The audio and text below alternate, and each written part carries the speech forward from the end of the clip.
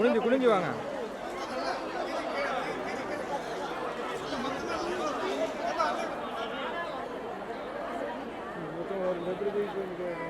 Hello, யாருமே எழுந்திருக்காதீங்க, அப்படியே உட்காருங்க. உங்க சேர்ல உட்காந்த இடத்துல தூக்கி கொடுத்துருவோம். நாங்கள் யாருமே எழுந்திருக்காதீங்க, நீங்க உட்காந்த இடத்துல அப்படியே கொடுத்துருவோம். யாருமே எழுந்திருக்காதீங்க, இல்லை சைடில் இருக்கவங்களாம் வந்துருவாங்க. அவங்க உங்க சேர்ல உட்காருங்க.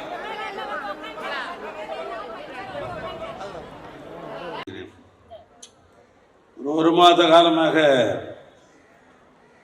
தொண்டையில் கொஞ்சம் பிரச்சனை. எப்பொழுதும் நான் நகைச்சுவையாக சிறப்பாக பேசக்கூடியவன். வாழ்க்கையில் நகைச்சுவை இல்லைன்னா வாழ்க்கையே கிடையாது. மருத்துவர் சொல்கிறாங்க, எப்போ பார்த்தாலும் சிரிச்சினே இருங்க, வாழ்க்கை நீண்ட நாள் வாழ்க்கை இருக்குன்னு சொல்கிறாங்க. சிரிச்சிக்கினே இருக்கணும். இப்பொழுது நம்முடைய மாசு அவர்கள் ஒரு கருத்தை இங்கே சொன்னார்.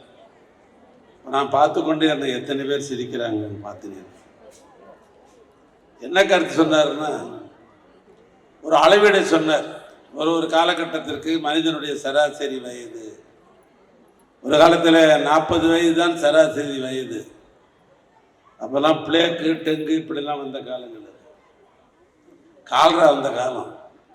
தனி மனித வாழ்க்கையை 40 வருஷம்தான். அதற்கு பின்னால் 60 வயது ஆச்சு. இப்போ 60ஐயும் தாண்டி நம்முடைய மக்கள் நல்வாழ்வுத்துறை அமைச்சர் சொன்னார், இதுக்கு நாட்டுக்கு நாடு வேறுபடுகிறது. இந்தியாவை பொறுத்தளவுக்கு 70 ஆண்டு என்பது சராசரி வயசாக இருக்கிறது. பல வெளிநாட்டினுடைய பெயர்களை எல்லாம் சுட்டி காட்டி அங்கு வாழ்பவர்களெல்லாம் 80 வயதுக்கு மேல் தான் வாழுகிறார்கள் என்று சொன்னவர் அடுத்து சொன்னார், இங்க இருக்கிற நீங்கள் எல்லாம் அதை கணக்கிட்டு பார்க்கிற பொழுது உங்களுக்கு முதியோர்னு சொல்லக்கூடாது, இளைஞர்னு சொன்னோம் அப்படின்னு சொன்னார். இப்போ முன்னால் இருந்து எங்கள் தாய்மார்கள்லாம் சிரித்தாங்க, நான் அப்படியே பார்த்து கொண்டே இருந்தேன். இந்த இளமைன்னு சொன்னாக்கா வாழ்க்கையில் எத்தனை பேருக்கு சிரிப்பு வருகிறது, நமக்கும் சிரிப்பு வருகிறது, அவருக்கும் சிரிப்பு வருகிறது. அதனால தான் நான் ஒரு யோசித்து பார்த்தேன், இந்த இளமைன்றதை விட இவங்களை என்ன சொன்னான்னு சிரிக்க வைக்கலான்னு யோசித்து பார்க்குற பொழுது இவர்களெல்லாம் மூத்த வாலிபர்கள் என்று சொன்னால்தான் நின்னவங்கெல்லாம் மகிழ்ச்சி அடைவாங்க. ஏன்னா வாலிப காலகட்டத்தில் தான் இவங்கெல்லாம் கட்டுக்கடங்காத பல பணிகளை செய்வீங்க. அதனால வந்திருக்கிற வாலிபர்களே,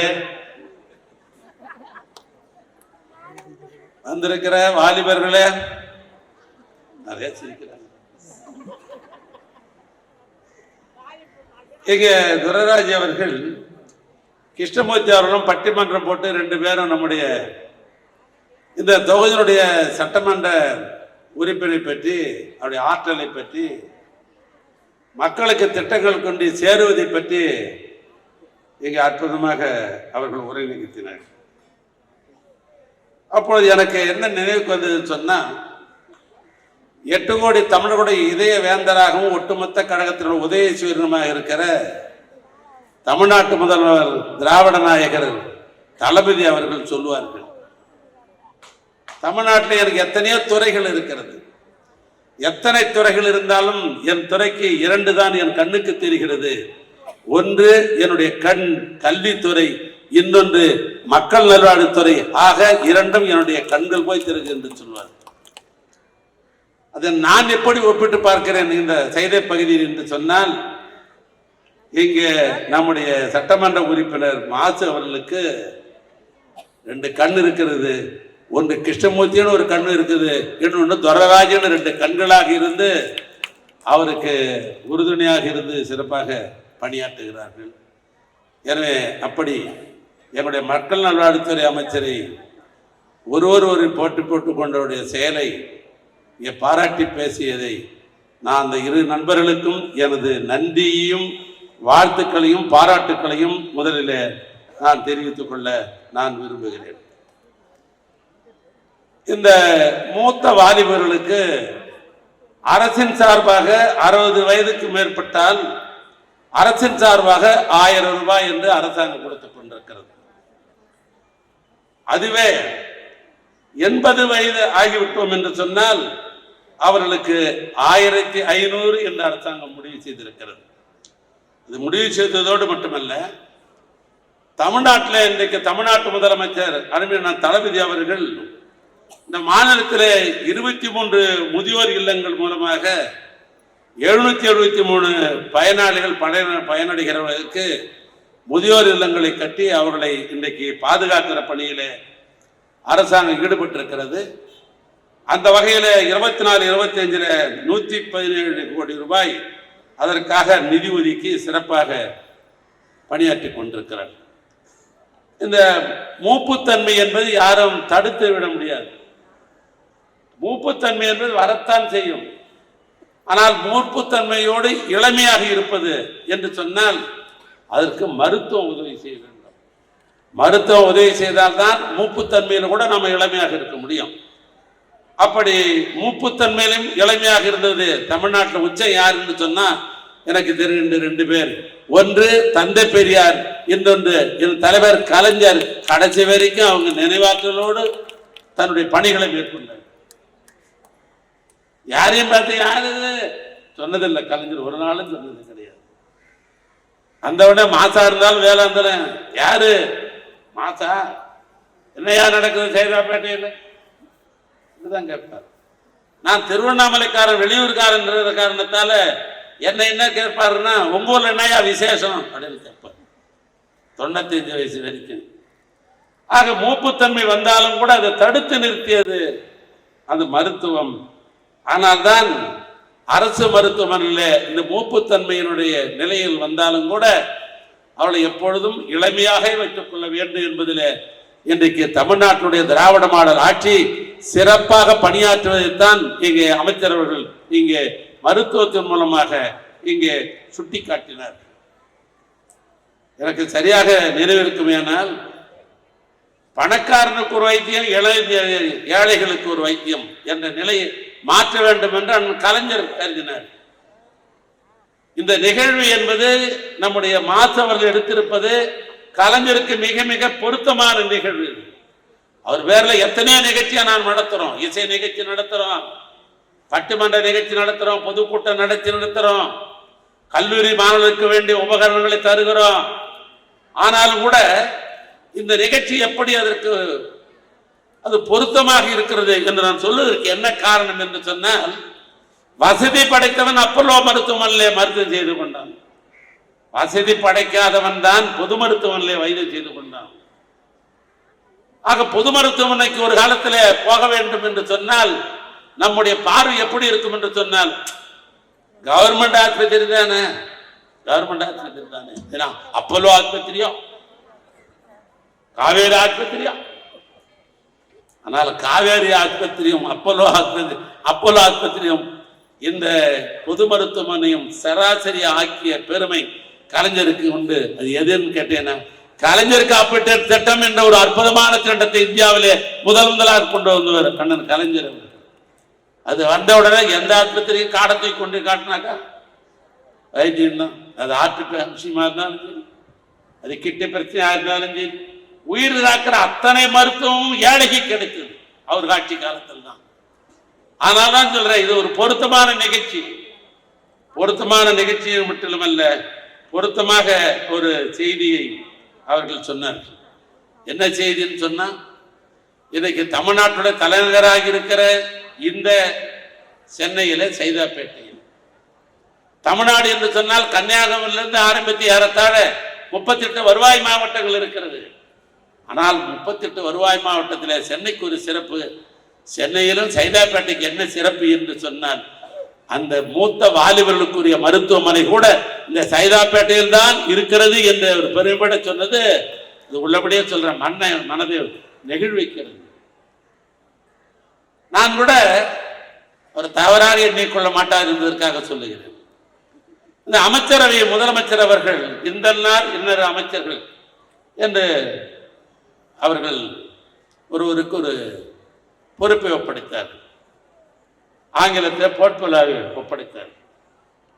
நான் போன 2006 2011 நான் உணவுத்தர அமைச்சராக நான் இருந்தேன். அப்போது ஒரு முறை திருவண்ணாமலைக்கு அண்ணன் கலைஞர் அவர்கள் ஒரு பொது நிகழ்ச்சியாக வந்தார். வருகிற பொழுது என்னுடைய குடும்பம் நடத்துகிற அறக்கட்டளை மூலமாக நடத்துகிற கல்வி நிறுவனங்கள். அது எனக்கு சம்பந்தம் இல்லை, நான் மறுபடியும் அழைத்து சொல்லிடுறேன். அது எனக்கு ஒன்றும் சம்பந்தமே கிடையாது. அதில் என் குடும்பம் நடத்துகிற அறக்கட்டளை இருக்கிற அந்த கல்லூரி வளாகத்தில் அங்கே இருக்கிற ஓய்வு மாளிகையிலே, பயணியர் மாளிகையிலே கலைஞர் அவர்கள் தங்கினார். மறுநாள் காலையில் வாக்கிங் போட்டு என்னை யதார்த்தமாக கேட்டார், இந்த கல்லூரியில் எவ்வளோ பேர் படிக்கிறாங்கன்னு. ஒரு 20,000 பேர் படிக்கிறாங்க. எவ்வளோ பேர் ஹாஸ்டலில் தங்கி இருக்கிறாங்கன்னு.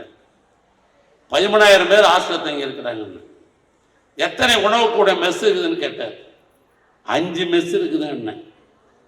இது ஏறத்தாழ 2005 2004 2006 ஆட்சி கழகம் ஆட்சி அமைக்கிறது. ஆட்சி அமைச்ச உடனே எனக்கு என்னடா மந்திரி பதவி கொடுத்தாருன்னா, உணவுத்துறை மந்திரின்னு எனக்கு கொடுத்தார். உணவுத்துறை மந்திரி அப்படின்னு கொடுத்தார். எனக்கு ஒன்றும் புரியல. நமக்கே ஏன் உணவுத்துறை மந்திரி கலைஞர் கொடுத்தாரு ஒன்றும் புரியலையே. இந்த உணவுத்துறை மந்திரியாக இருந்தவங்க பல பேர் 5 வருஷம் முடிக்கவே இல்லையே, பல பேர் பாதியோட போட்டானே, நமக்கே ஐயா இதை கொடுக்குறாருன்னு நான் மனசுக்குள்ள யோசிச்சுன்னே இருந்தேன். ஒரு நாள் கலைஞர் என்ன ஒரு நகைச்சுவோட கூப்பிட்டார். ரவுசு புள்ள அங்கே இருக்கிறாரா பாருங்க. எனக்கு புரியல. நான் மறுபடியும் சண்முகநாதன் கேட்டேன், தவுசு புள்ளன்னு கேட்குறாரு என்னங்கன்னு கேட்டேன். எங்கள் தஞ்சாவூர் பகுதியில் யாரெல்லாம் உணவு படைக்கிறாங்களோ அவளை போய் தவுசு புள்ளன்னு கூப்பிடுவாங்க. நீங்கள் தமிழ்நாட்டுக்கே உணவு படைக்கிற இடத்துல துறை அமைச்சராக இருக்கிற காரணத்தினால் உங்களை தவுசு புள்ளன்னு கலைஞர் நகைச்சியாக கூப்பிடுறாருன்னார். அப்புறம் சொன்னார், உங்களுக்கு ஏன் அதை கொடுத்தாரு தெரியுமா? 2004 திருவண்ணாமலைக்கு வந்தபோது நீங்கள் தானே சொன்னீங்க 13,000 ஸ்டூடெண்ட்டுக்கு சோறு போடுற வேலையை பார்க்குறான்னு சொன்னீங்க. அதை மனசில் வச்சு தான் தமிழ்நாட்டுக்கே சோறு போடுற வேலையை கலைஞர் உங்ககிட்ட கொடுத்தார் அப்படின்னு சொன்னார். இதை நான் எங்கே ஒப்பிட்டு பார்க்கிறேன் என்று சொன்னால், இந்த முறை அமைச்சரை அமைக்கிற பொழுது நம்முடைய மாசு அவர்களுக்கு மக்கள் நல்வாழ்வுத்துறை அமைச்சர் கொடுத்தாங்க. அவர் எனக்கு ரொம்ப வேண்டிய நண்பரும் கூட. உங்களுக்கெல்லாம் தெரியாத சில நட்புகள் எனக்கு அவருக்கு உண்டு. முதலமைச்சர் காலையில் நடைபயணம் போகிற பொழுது அடியேனும் நம்முடைய மாசு அவர்கள் தான் அவரோட காலையில் 5:30 மணிக்கு நடைபயணம் போய் கொண்டிருந்த காலங்கள் நீண்ட நாள். அப்படி அதனில் அவர் வணக்கத்துடைய மேயராக இருக்கிற பொழுது என்னோட அன்போட பழகுவார். அதனில் இளைஞருடைய மாநில துணை செயலராக இருக்கிற பொழுது என்னோடு நெருக்கமாக பழகக்கூடியவர். இங்கே ஜியான் பழகன் அவர்கள் மாவட்ட செயலராக இருக்கிற பொழுது என்கிட்ட அதிகமாக யாரா நெருக்கமாக இருந்திருப்பாங்கன்னா மாசு தான் என்கிட்ட அதிகமாக இருந்த காலங்கள்லாம். இப்படி பல எனக்கு அவருக்கெல்லாம் உண்டு. வணக்கத்துறை மேயராக இருந்து சிறப்பாக செஞ்சார். ஆனாலும் கூட எப்படி மக்கள் நல்வாழ்வுத்துறைனா இதுக்கு முன்னால் நிறைய பேர் டாக்டராக இருக்கவங்களுக்கு கொடுத்தாதானே சிறப்பாக இருக்கும். இவருக்கு நியாயமா பார்த்தீங்கன்னாக்கா இந்த கார்பரேஷன் மந்தி கொடுத்துதான் இவர் சிறப்பாக செஞ்சிருப்பாரு அப்படின்னு எனக்கு ஒரு மனசுக்குள்ள வெளியே சொல்ல முடியல. தனிமையாக இருந்தால் தன் தலைவரை விட நான் கேட்பேன். நான் ஃப்ரீயா பேசக்கூடிய அவருக்கு தெரியும். நான் எதாக இருந்தாலும் மனசுக்குள்ள எதுவும் பேசுவேன். நான் தலைவர்கிட்ட நான் சில பேர் மாதிரி எதை எடுத்தாலும் ஆமாங்கன்ற கேரக்டர் நான் இல்லை. இது சரின்னா சரிண்ணா, ஆனால் இது சரியா வர மாதிரி தெரியலையேன்னு சொல்லுவேன். சொல்றது பக்குவமாக சொல்லுவேன். நான் இனி உழவாக இன்னாது கூற கறி இருப்ப காய்க வந்தது மாதிரி சொல்லக்கூடிய கருத்தை இனிமையாக சொல்லக்கூடியவன் நான். ஞான கருத்தை விட மாட்டேன். ஆனால் இந்த சந்தர்ப்பத்தை எப்படியாவது ஒரு நாளைக்கு மாசுக்கு ஏன்னா அதை கொடுத்துருந்தா பிரமாதமாக பண்ணியிருப்பாரு. அவருக்கு அனுபவம் உண்டு. இது ஏன் கொடுத்தீங்கன்னு கேட்கலான்னு இப்படி நினைச்சிங்கன்னு ஒரு 6 மாதம் போச்சு. ஆனால் 6 மாதத்துக்கு நானே கேட்கக்கூடாதுன்னு முடிவு பண்ணேன். காரணம், மக்கள் நல்வாழ்வுத்துறையை பொறுத்தவரைக்கும் இவரை விட யாரும் இதற்கு தெரிந்து எனக்கு செய்வதற்கு வாய்ப்பே இல்லை. அவருடைய நினைவாற்றல் சட்டமன்றத்தில் ஏறத்தாழ நான் 32 வயசுல நான் எம்எல்ஏ ஆகி உள்ள போயிட்டேன். 80-84. அப்போ நான் நல்லா நின்று பேசுவேன். ஒரு 15-20 நிமிஷம் தான் என்னால பேச முடியும் நினைவாற்றல். அப்புறம் நான் குறிப்பு தான் பார்க்க முடியும். அந்த 32 வயசு மாசு பண்ண வயசுனா என்னன்னு உங்களை கேட்கல. நீங்க தான் இளைஞராச்சே. இளைஞர்கள் வந்ததால் நீங்க எப்பயுமே இளைஞராக இருங்க. நான் வேணான்னு சொல்லல. ஆனால் இன்றைக்கு சட்டமன்றத்தில் உட்கார்ந்து தன்னுடைய மானிய கோரிக்கையை நிறைவேற்றுகிற பொழுது 1 மணி நேரம் எந்தவித குறிப்பும் இல்லாமல் நினைவேற்றோடு பேசுவது என்பது பெரிய சாகத்தியமான வேலை, சாதாரணமான வேலை, முகத்துதிக்காத. அதோடு மட்டுமல்ல, ரொம்ப எனக்கு அவருக்கு பிடித்ததுக்கு காரணம் மக்களை தேடி மருத்துவங்கிற ஒரு அற்புதமான திட்டம். நாம ஆஸ்பத்திரிக்கு போனோம்னாக்கா இன்னும் கேட்டா நம்ம அதுக்கு முன்னால பார்த்தீங்கன்னா தர்மாஸ்பத்திரி தான் நம்ம சொல்லுவோம். கவர்மெண்ட் ஆஸ்பத்திரி கூட சொல்ல மாட்டோம். எங்கப்பா போன தர்மாஸ்பத்திரிக்கு போய் ஏன்னா பணம் கட்டணம் இல்லாத இருக்கிற மருத்துவமனை, அரசு மருத்துவமனை தர்மாஸ்பத்திரி. அங்க போனாக்கா இந்த சீட்டை கொடுத்துட்டு வராண்டாலும் உட்காந்துக்கு சேரு கிடைக்காது, ஒன்றும் கிடைக்காது. சீட்டை வச்சு நின்றுக்கிட்டு இருப்பாங்க, எல்லாரும் நின்று கிடப்பாங்க. எனக்கு தெரிஞ்சு எங்க திருவண்ணாமலை கவர்மெண்ட் ஆஸ்பத்திரி பார்த்தீங்கன்னா தர்மாஸ்பத்திரியில கியூ வந்து வெளியே வரைக்கும் நின்று கிடக்கும். நான் கண்ணால பார்த்துருப்பேன், பல முறை பார்த்துருப்பேன். ஆனால் டாக்டரை தேடி நாம் போய் கால் கெடுக்க நின்னதை மாற்றி திராவிட மாடல் ஆட்சியில் தமிழ்நாட்டுடைய முதலமைச்சருடைய எண்ணத்தை மக்கள் தேடி மருத்துவ ஒரு அற்புதமான திட்டத்தை நம்ம வீட்டுக்கு வந்து டாக்டரை கையை பிடிச்சி உனக்கு என்னப்பா பிபியா இந்த மாத்திரை, சுகரா 7 நாளைக்கு மாத்திரை, என்ன உடம்புக்கு இந்த மாத்திரை, இது சாத்திய கூறா யோசித்துப்பாரு. ஆக இப்படிப்பட்ட அற்புதமான திட்டத்தை மக்கள் நல்வாழ்வுத்துறை போன்ற இப்படி பல திட்டங்களை சொல்லலாம். அதனால்தான் சொல்லுகிறேன், நம்முடைய மக்கள் சேவை செய்ததில் மாசுவிற்கு ஈடு இணையவர்கள் யாரும் இல்லை என்பதுதான் என்னுடைய கணிப்பு. அதனால ஏண்டா நம்ம இதை சொல்லலாம்னு நினைச்சோம். நல்ல காலம் 6 மாத காலம் ஆச்சு, நான் சொல்லவே இல்லை, இன்ன வரைக்கும் சொல்லல. இன்னைக்குதான் நான் மேடையில சொல்றேன், இன்னைக்குதான் என் மேடையில சொல்றேன். அப்படிப்பட்ட அற்புதமான தமிழ்நாட்டு முதலமைச்சர் என்ன எண்ணுகிறாரோ, இதை செய்ய வேண்டும் இந்த துறையில் என்று அவர் என்ன எண்ணுகிறாரோ அப்படிப்பட்ட எண்ணங்களை ஈடேற்றுகின்ற ஒரு அற்புதமான ஒரு சட்டமன்ற உறுப்பினரை இந்த தொகுதி பெற்றிருக்கிறது. ஒரு அற்புதமான அமைச்சரை தமிழ்நாடு பெற்றிருக்கிறது.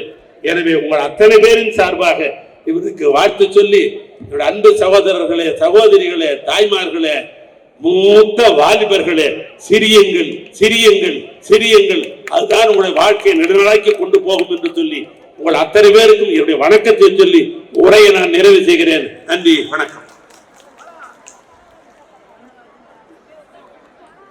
அப்படியே உட்காருங்க, அப்படியே உட்காருங்க. நாங்களே வந்து கொடுத்துறோம். அப்படியே யாரும் எழுந்து கூடாது. அப்படியே உட்காருங்க. மழை வந்தா கூட அரங்கத்துக்குள்ள போய் நின்று உட்காரல. அப்படியே உட்காருங்க.